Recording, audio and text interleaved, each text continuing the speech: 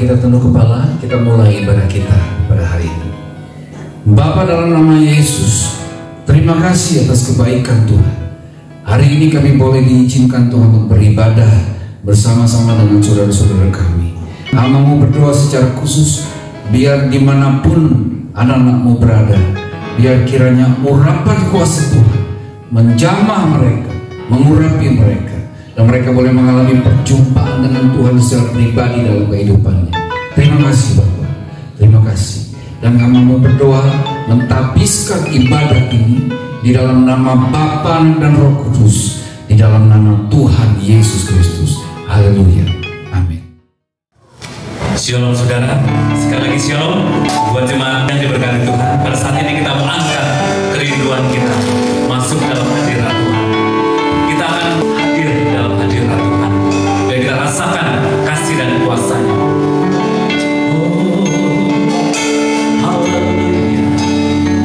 Kami rindu Engkau Tuhan. Haleluya.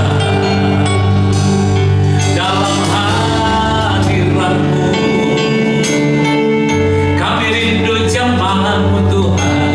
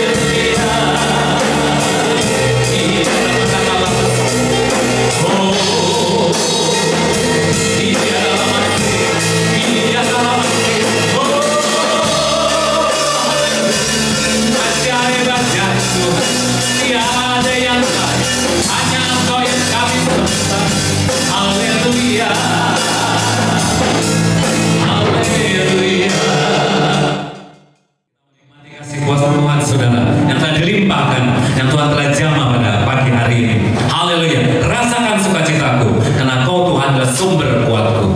Amin. Haleluya.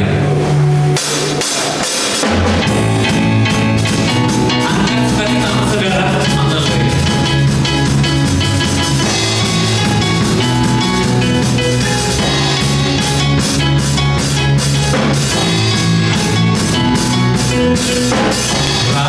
Rasakan sukacitaku di saat ku menyembahmu. Percaya Kaulah Tuhanku, sumber kekuatan di hidupku. Rasakan sukacitamu.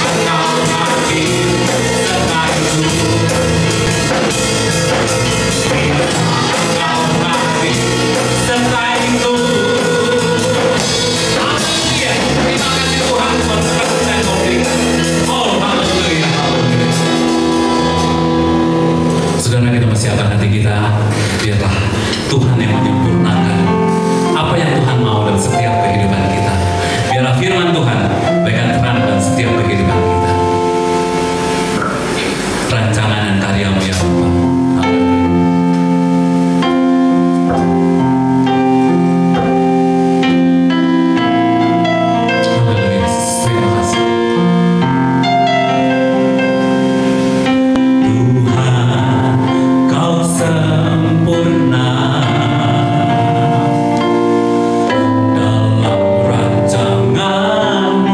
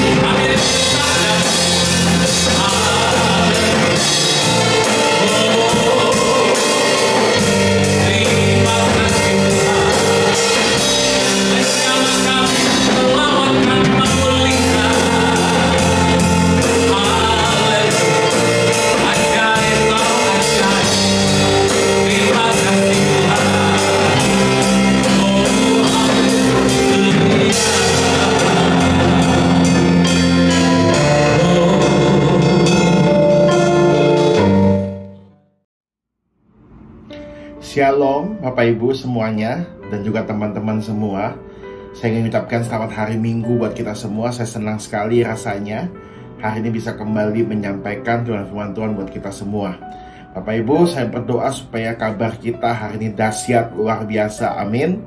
Bapak Ibu, saya sepanjang 2021 ini saya lagi banyak belajar tentang kasih Tuhan. Saya percaya bahwa 1 tahun kita bisa lalui masa-masa COVID ini cuman karena kasih dan anugerahnya Tuhan. Firman Tuhan berkata bahwa nggak ada satupun katanya yang dapat memisahkan kita dari kasih Tuhan.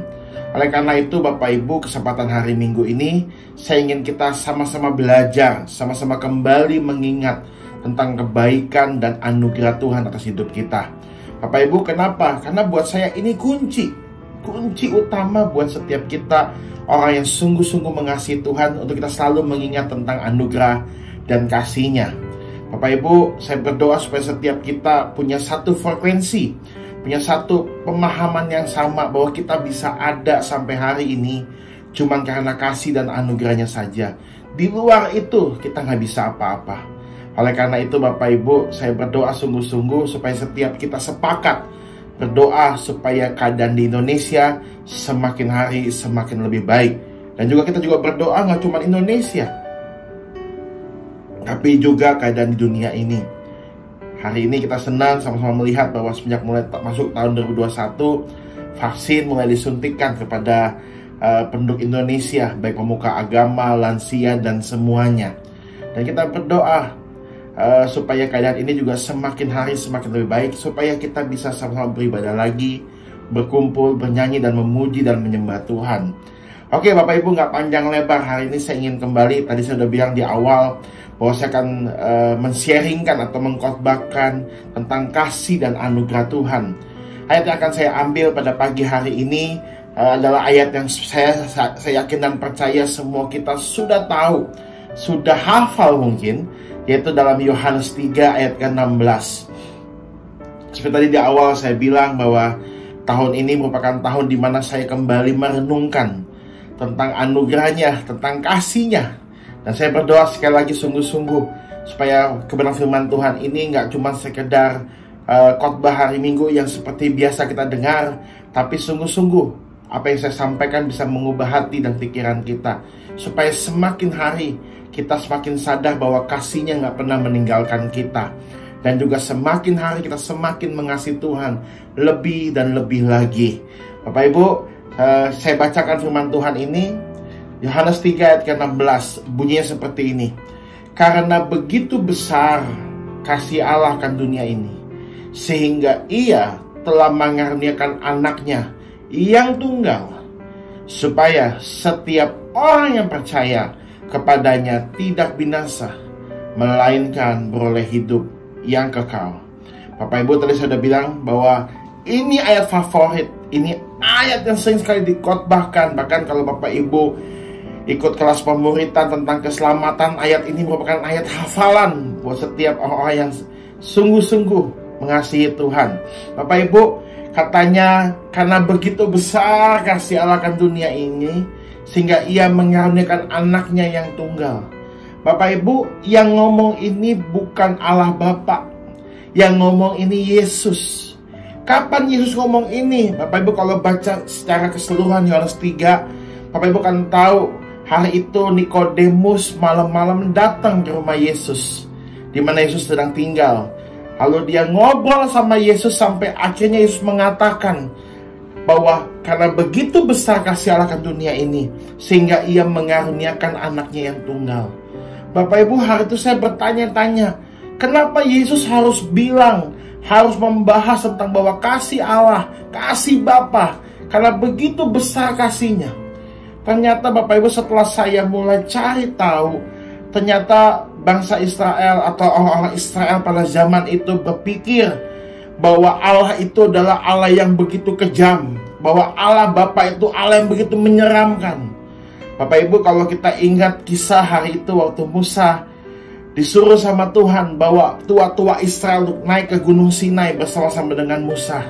Bapak Ibu ingat ya ceritanya, bagaimana waktu mereka mau naik, mereka lihat ada petir, ada gemuruh yang begitu besar suaranya. Akhirnya bangsa Israel hari itu bilang, Musa, udah, kita nggak berani, katanya. Udah, kamu aja yang naik. Nanti kalau kamu yang ngomong, nanti kamu turun, kamu bilang sama kita apa yang Tuhan suruh, katanya. Kalau Tuhan suruh apa, kita ikutin, kita mau taat. Bapak Ibu, jadi ternyata itu menjadi sebuah paradigma, sebuah pemahaman dalam bangsa Israel pada zaman itu, bahwa Allah itu begitu menyeramkan, bahwa Allah itu begitu menakutkan. Bahkan mereka hari itu bangsa Israel, kalau kita pelajari secara teologi, kita tahu bahwa bahkan bangsa Israel nggak berani memanggil Allah itu dengan sebutan Yahweh. Mereka ganti dengan nama Jehovah, mereka ganti dengan nama Adonai. Kenapa? Karena nama Yahweh itu begitu nama yang begitu sangat menyeramkan, menakutkan. Mereka takut. Nah, hari itu Yesus bicara sama Nikodemus, sedang ingin memberitahukan kepada Nikodemus sebagai ahli Taurat saat itu. Dia bilang bahwa begitu besar kasih Allah, bahwa Allah yang sama ini kamu kenal bukan Allah yang kejam, bukan Allah yang menyeramkan, bukan Allah yang menakutkan, melainkan Allah yang penuh dengan kasih. Yesus bicara sebagai anak karena Yesus melihat Bapa, dia merasakan kasih Bapa. Maka Yesus bisa bilang bahwa karena begitu besar kasih Allah akan dunia ini, sehingga ia mengaruniakan anaknya yang tunggal. Bapak Ibu, hari ini waktu kita renungkan firman Tuhan ini, dengar baik-baik, yang bilang, yang berkata seperti itu bukannya orang lain, melainkan Yesus sendiri. Nah, hari ini saya akan coba breakdown, saya akan coba copot-copot setiap kalimat demi kalimat dari Yohanes 3:16 ini, supaya setiap kita akhirnya bisa memahami maksud dan makna yang terkandung dalam setiap kalimat tersebut. Yang pertama, Bapak Ibu, ayatnya berkata seperti ini, karena begitu besar kasih Allah. Bapak Ibu setuju ya? Besar, karena begitu besar kasih Allah. Saya kena percaya hari itu Yesus sedang bicara tentang ukuran dari betapa besarnya kasih Allah. Bapak Ibu, kalau kita coba merenungkan betapa besarnya kasih Allah, nggak ada satupun manusia di dunia ini yang sanggup atau yang pantas untuk dibandingkan dengan kasih Tuhan. Setuju ya Bapak Ibu? Kita manusia mengasihi itu terbatas. Setuju ya? Kalau kita mengasihi orang, terus tiba-tiba ini orang ngomongin kita, tuh kayaknya hati kita mulai dongkol, hati kita mulai kesel, hati kita mulai marah. Setuju ya Bapak Ibu? Kenapa? Karena manusia punya limitnya. Beda sama kasih Tuhan. Kasih Tuhan nggak bisa, nggak ada limitnya dan tak terbatas kasihnya. Nah Bapak Ibu, waktu saya coba merenungkan begitu besar kasih Allah, tiba-tiba saya mulai compare dengan diri saya mulai bandingkan bahwa kasih Tuhan itu nggak ada satupun yang bisa membandingkan kasih Tuhan dengan kasih manusia. Bapak Ibu, maka itu Yesus sedang berkata sama Nikodemus, dan hari ini Yesus sedang berkata kepada kita semua bahwa kasihnya begitu besar. Bapak Ibu, tadi saya udah bilang di awal bahwa manusia mengasihi terbatas, tapi Tuhan nggak terbatas. Nah, waktu saya coba merenungkan kasih Tuhan yang besar itu, saya coba cari ayat-ayat di mana atau ayat-ayat yang mengatakan atau berbicara tentang kasih Tuhan. Begitu banyak sekali di Alkitab ayat yang menyebutkan, ayat yang mengatakan atau menerangkan tentang kasih Tuhan. Tapi hari ini izinkan saya mengambil satu perikop ayat dari salah satu orang yang saya rasa begitu intim, begitu melekat sama Tuhan, sampai Yesus dibilang bahwa Yesus berasal dari keturunannya. Pasti semua kita sudah tahu siapa orangnya, yaitu Daud. Bapak Ibu setuju sama saya bahwa Daud adalah orang yang begitu melekat sama Tuhan. Karena saking sayangnya Tuhan, maka itu saya perhatikan hidup Daud itu selalu hidupnya dalam krisis demi krisis. Kenapa? Karena di saat-saat krisis itulah Daud melekat pada Tuhan.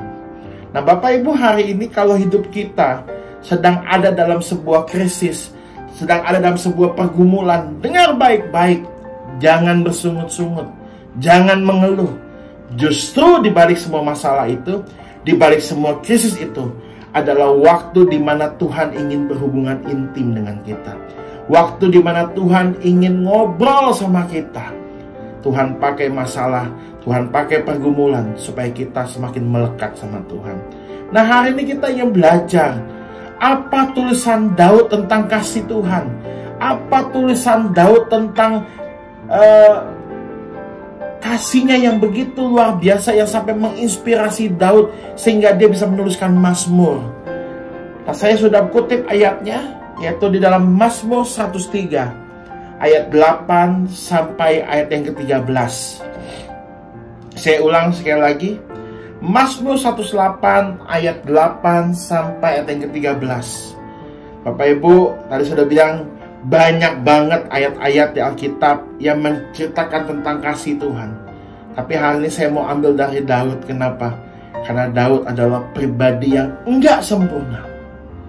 Tapi di balik ketidaksempurnaannya, dia punya hubungan yang begitu dalam dengan Tuhan.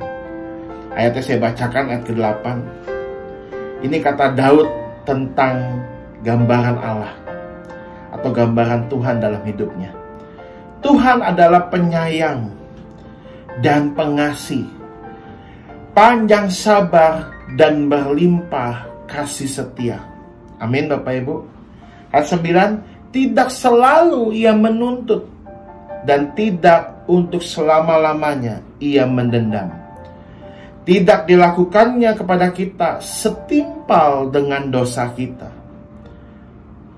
dan tidak dibalasnya kepada kita setimpal dengan kesalahan kita. Bapak Ibu, nanti ayat 11, 12, 13 saya bisa baca di rumah. Tapi saya ingin ulang sekali lagi ayat 8, 9, 10 buat saya. Inilah gambaran Daud tentang kasih Tuhan. Katanya Tuhan itu penyayang dan pengasih, panjang sabar dan berlimpah kasih setia.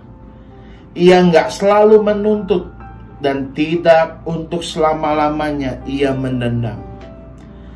Tidak dilakukannya kepada kita setimpal dengan dosa kita, dan tidak dibalasnya kepada kita setimpal dengan kesalahan kita. Bapak Ibu, teman-teman semua, Daud mendeskripsikan tentang kasih Tuhan. Waktu kita baca ayat ini, kita pasti mulai bandingkan, wah gila banget, wah keren banget. Bahwa Tuhan itu maha penyayang, maha pengasih, panjang sabar. Saya suka sekali sama ayat yang begini, dia tidak selalu ia menuntut dan tidak untuk selama-lamanya ia mendendam. Bapak Ibu, kalau hari ini hidup kita dipenuhi oleh kasih Tuhan, pasti saya yakin dan percaya hidup kita semakin hari semakin segambar dan serupa dengan gambaran Tuhan. Bapak Ibu, hari ini karakter Tuhan dibilang apa? Ia tidak selalu menuntut dan tidak untuk selama-lamanya ia mendendam. Bapak Ibu, kalau hari ini hidup kita dipenuhi oleh kasih Tuhan, hidup kita pasti nggak punya dendam. Hidup kita pasti nggak ada lagi tuntutan-tuntutan. Dan apalagi, dan tidak dilakukannya kepada kita setimpal dengan dosa kita. Bapak Ibu, kalau dosa kita harus kita yang tanggung, cuman satu jawabannya, yaitu maut. Oleh karena itu saya berdoa sungguh-sungguh di poin yang pertama ini, semua kita menyadari bahwa kasihnya begitu besar. Maka itu Paulus berkata bahwa gak ada satupun yang dapat memisahkan kita dari kasih Tuhan. Bapak Ibu, engkau mau ngalamin masalah apapun, engkau mau merasa Tuhan jauh dari hidupmu, engkau mau merasa hari ini kayak Tuhan gak ada, dengar baik-baik bahwa Tuhan gak pernah meninggalkan kita. Dia selalu ada sama kita. Maka firman-Nya berkata bahwa sekalipun dosamu merah seperti kirmisi, saat engkau datang sama Tuhan, Ia buat engkau menjadi putih seperti salju. Firman-Nya berkata bahwa bulu yang terkulai takkan dipatahkannya, sumbu yang padam. Amin Bapak Ibu. Saya berdoa sungguh-sungguh supaya setiap kita hari ini, apapun keadaan kita, baik dalam keadaan yang baik baik dalam keadaan yang sulit, baik dalam keadaan apapun juga, setiap kita menyadari bahwa kasih-Nya begitu besar dalam hidup kita. Dia Allah yang mengasihi kita. Dia Allah yang selalu menunggu kita untuk kembali kepada kasih-Nya.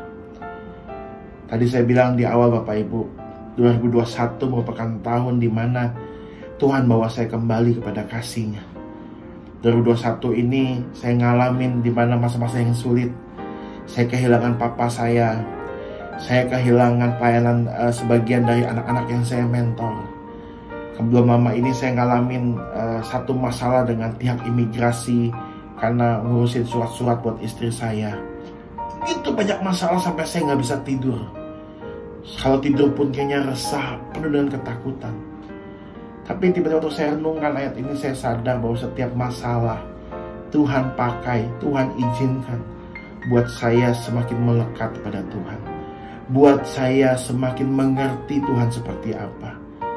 Artinya apa Bapak Ibu? Tuhan rindu dengan hubungan. Oleh karena itu Tuhan bisa pakai segala cara untuk buat kita kembali kepadanya. Dengar baik-baik, nggak ada satu hal pun yang dapat memisahkan kita dari kasih Tuhan. Yang kedua Bapak Ibu, ayatnya bilang apa? Karena begitu besar kasih Allah akan apa? Akan dunia ini. Bapak Ibu, kalau bicara dunia ini, artinya waktu Tuhan utus, Allah Bapa utus Yesus turun ke dunia, ada satu sasaran, ada satu target, yaitu siapa? Yaitu setiap kita manusia yang mengasihi Dia. Artinya gini Bapak Ibu, agenda Tuhan dari agenda Yesus waktu datang ke dunia cuma satu, yaitu menyelamatkan kita seumat manusia. Bapak Ibu, nggak cuman agendanya Tuhan, tapi kalau Bapak Ibu baca Alkitab kita dari Kejadian sampai Wahyu, agendanya cuma satu, yaitu bagaimana supaya setiap kita umat manusia diselamatkan. Bapak Ibu, artinya gini loh, waktu Yesus datang ke dunia ini, Dia nggak punya agenda apa-apa. Dia nggak pernah mau jadi raja yang seperti murid-murid pikirkan, menggantikan Herodes, atau memerintah bangsa Israel pakai mahkota yang sifatnya bisa hilang. No. Waktu Yesus datang ke dunia ini, agendanya cuma satu. Dia tahu benar bahwa Dia akan mati di atas kayu salib. Mungkin hari itu hukuman yang paling parah, yang paling dikutuk, yang paling sangat parah dan kayaknya itu sangat hina sekali, yaitu cuma disalibkan. Kalau ada yang lebih hina, saya percaya Yesus akan lakukan itu. Pada zaman itu, bisa bayangin sih Bapak Ibu, kalau kita pergi ke tempat, contoh saya diutus pergi ke Surabaya, tujuannya goal cuma satu, buat pelayanan, terus udah gitu buat kuliner. Saya kan percaya saya pergi dengan sukacita. Kenapa? Karena saya udah mikirin, wah nanti pelayanan jadi berkat, wah ada makanan enak di sana. Tapi Bapak Ibu bayangin nggak, waktu Yesus datang ke dunia ini, agendanya cuma satu. Firman Tuhan berkata begini, karena begitu besar kasih Allah akan dunia ini. Artinya bahwa kasih Tuhan itu nyata dalam hidup kita dan hanya kepada umat manusia. Artinya Yesus punya sasaran, itu manusia. Oleh karena itu Bapak Ibu, hari ini kalau kita sudah menerima anugerahnya, dengar baik-baik, hidup kita nggak cuma selesai sampai diri kita, tapi hidup kita harus menjadi berkat buat orang lain. Kenapa saya ngomong hal ini? Karena agendanya Tuhan cuma satu. Dia datang dari surga, turun ke dunia, cuma satu agendanya, menyelamatkan manusia. Dan waktu Yesus naik ke surga, pesannya cuma satu. Apa Yesus katakan? Pergilah, jadikanlah semua bangsa muridku dan baptislah mereka. Artinya apa? Merupakan isi hatinya Tuhan, merupakan isi hatinya Bapa, bahwa nggak ada satu pun manusia yang binasa. Oleh karena itu Bapak Ibu, hati-hati dengan keadaan zaman kita hari ini. Zaman dimana kita semakin egois, zaman dimana kita semakin mementingkan diri kita sendiri. Kita makin cuek sama keadaan orang lain. Kita semakin nggak peduli sama apa yang terjadi di sekitar kita. Dengar baik-baik Bapak Ibu. Ada banyak jiwa-jiwa di sana yang menanti untuk mendengar keselamatan dari kita. Dan ini bukan tugasnya pendeta. Ini bukan tugasnya cuma hamba Tuhan.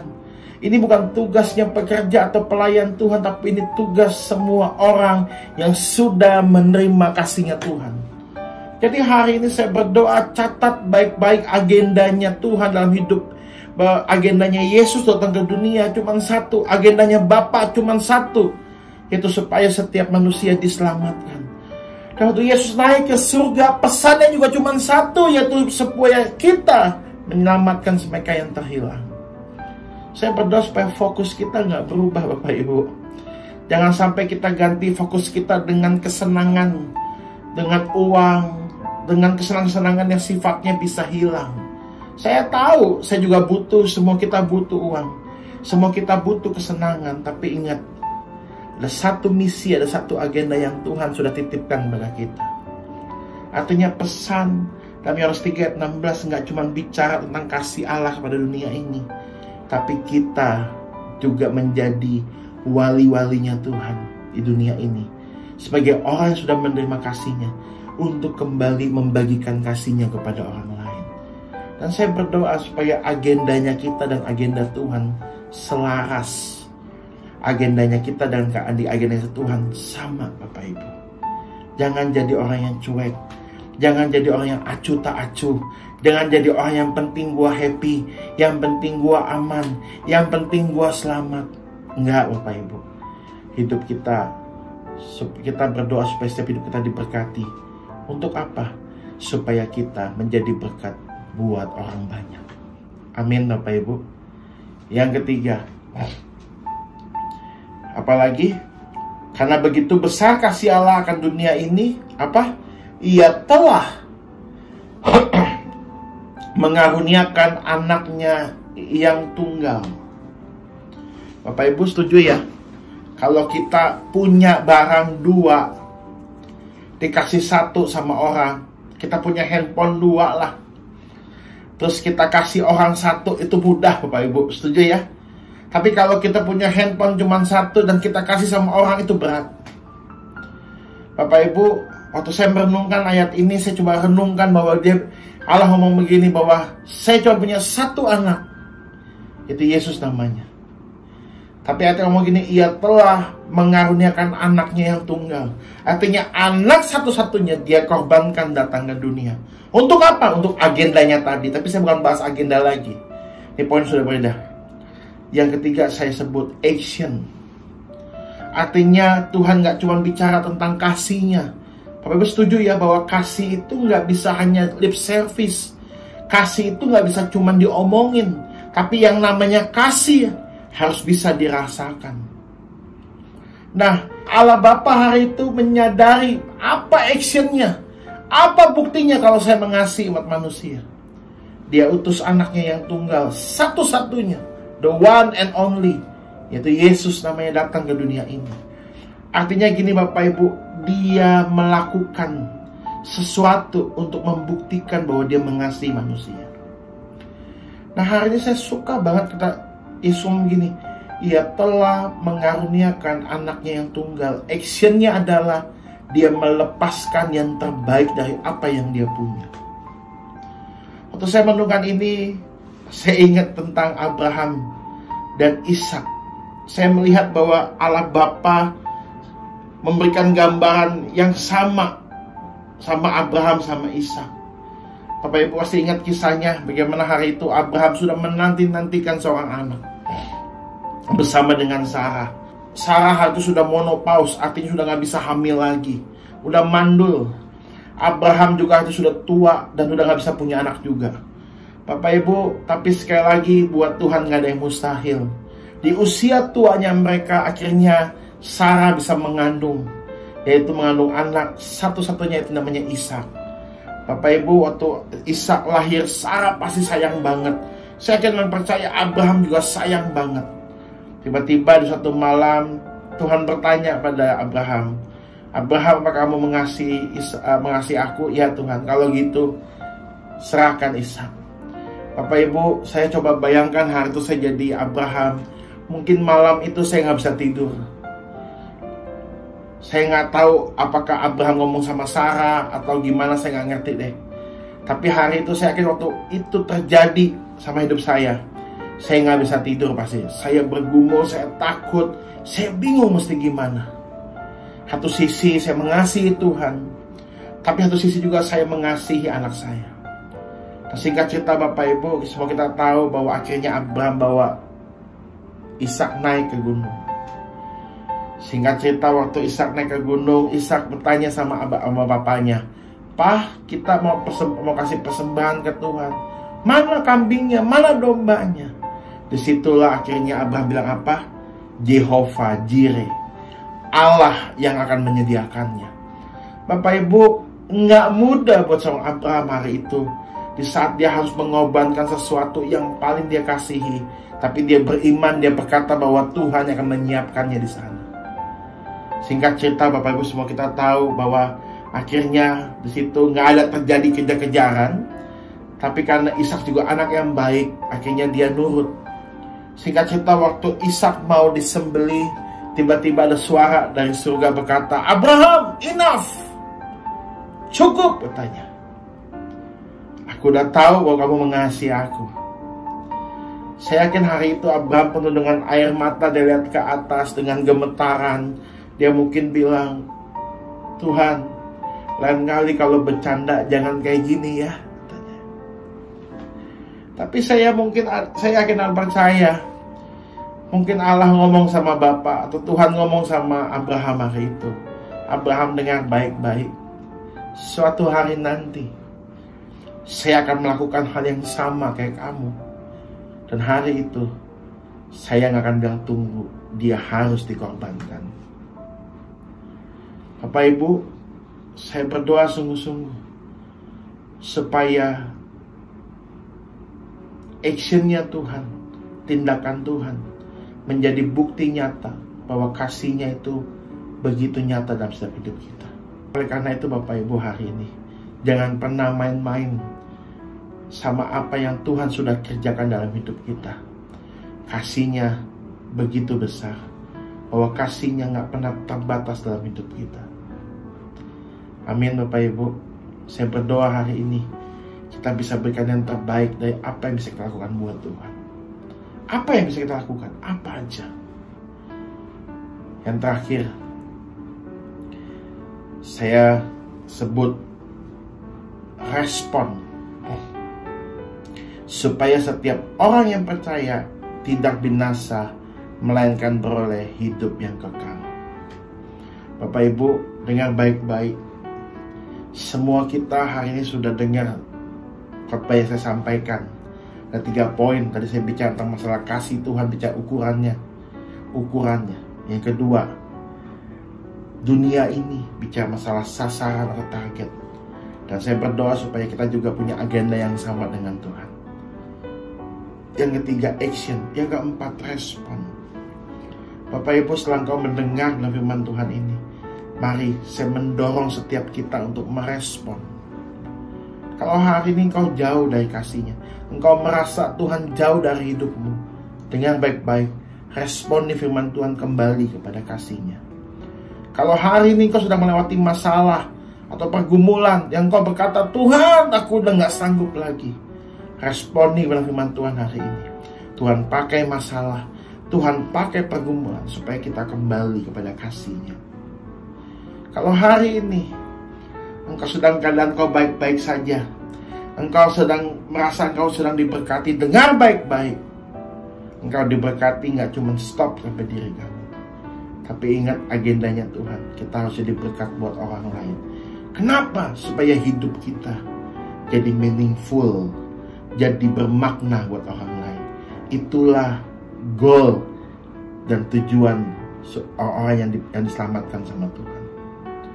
Bapak Ibu, hari ini teman-teman semua, saya berdoa supaya setiap kita bisa meresponi firman Tuhan dengan baik dan benar. Bapak Ibu, kaitan berkata ini, supaya setiap orang yang percaya, saya berdoa supaya setiap orang yang melakukannya, dia nggak binasa. Yang percaya juga nggak binasa, melainkan beroleh hidup yang kekal. Amin Bapak Ibu. Ingat baik-baik bahwa hidup kita nggak cuma stop sampai diri kita, tapi Tuhan panggil kita untuk menjadi berkat buat orang lain. Dan ingat baik-baik, nggak ada satupun, kata firman Tuhan, Paulus berkata bahwa nggak ada satupun yang dapat memisahkan kita dari kasih Tuhan. Nggak ada. Kita mau diapain aja, nggak ada satupun katanya yang dapat memisahkan kita dari kasih Tuhan. Amin. Saya berdoa supaya setiap kita mengalami kembali kasih Tuhan. Dan saya berdoa supaya setiap kita kembali mengasihi Tuhan, menyala-nyala dan sungguh-sungguh mengasihi Tuhan. Mari kita berdoa. Bapa, aku berdoa pada hari ini, buat setiap jemaat-jemaat-Mu yang mendengar firman Tuhan, aku berdoa supaya mereka nggak cuma mendengar, tapi mereka bisa melakukannya, mereka bisa action, bisa merespon dengan baik dan benar. Buat mereka sadar bahwa apapun yang mereka alami hari ini, baik dalam keadaan yang baik maupun tidak baik, saya percaya bahwa itu membuat mereka semakin melekat pada Tuhan, mengerti bahwa kasih-Nya begitu besar. Dan kami percaya saat hidup kami diberkati, hidup kami nggak cuman itu semua nggak cuma stop sampai diri kami, tapi itu juga bisa jadi berkat buat orang banyak. Kami nggak mau jadi manusia-manusia di akhir zaman, di mana kami menjadi selfish, egois, mencintai diri sendiri. Kami lupa bahwa amanat-Mu, bahwa Engkau mau bahwa setiap orang bisa mengenal Engkau, sehingga nggak ada satupun yang binasa. Tuhan, aku berdoa supaya ini nggak jadi pekerjaan hamba-hamba Tuhan saja, tapi ini menjadi bagian kami. Berdoa buat tetangga kami, buat saudara kami, buat adik, siapapun yang ada di sekitar kami Tuhan, supaya kami bisa dapat menjadi saluran berkat buat mereka semua. Mereka bisa mendengar kabar keselamatan dari hidup kami. Mereka bisa melihat sebuah teladan dari hidup kami.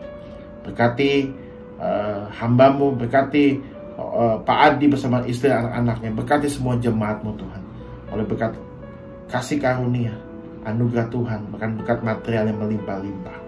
Di dalam nama Yesus kami berdoa, haleluya, amin.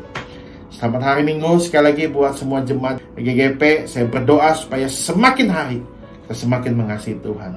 God bless you.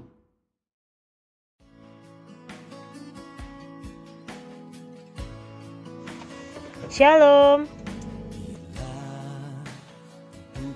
Jadwal kegiatan sepekan. Golden Worship akan diadakan pada hari Selasa dan Jumat pada pukul 6 sore. Jangan lupa. Mari kita siapkan waktu bersama keluarga untuk bergabung melalui aplikasi Zoom. Karena hanya doalah kekuatan orang percaya dalam menghadapi permasalahan dalam hidup kita. Gembala, majelis dan hamba Tuhan mengucapkan selamat ulang tahun kepada Ibu Sani pada tanggal 16 Maret. Persembahan dapat diberikan melalui transfer BCA. Selain itu, persembahan dapat juga diberikan melalui kotak persembahan di gereja pada hari Minggu. Demikian pengumuman hari ini. Tuhan Yesus memberkati.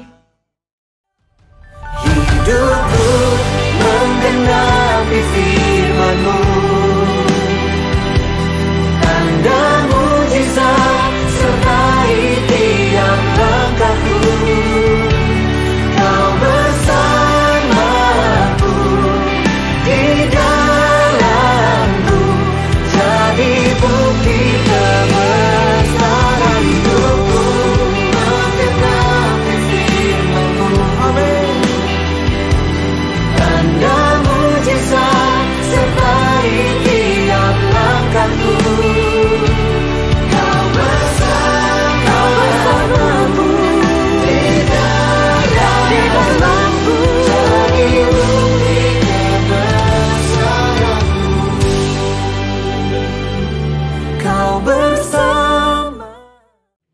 Saudara, mari kita akhiri ibadah kita.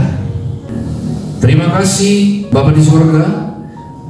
Hari ini Tuhan sudah pimpin ibadah kami dari permulaan, pertengahan sampai dengan akhir. Terima kasih buat firman-Mu yang menguatkan kami, meneguhkan kami, bahkan menghibur kami. Terima kasih Tuhan Yesus. Dan pagi hari ini secara khusus hambamu berdoa buat anak-anak-Mu dimanapun mereka berada.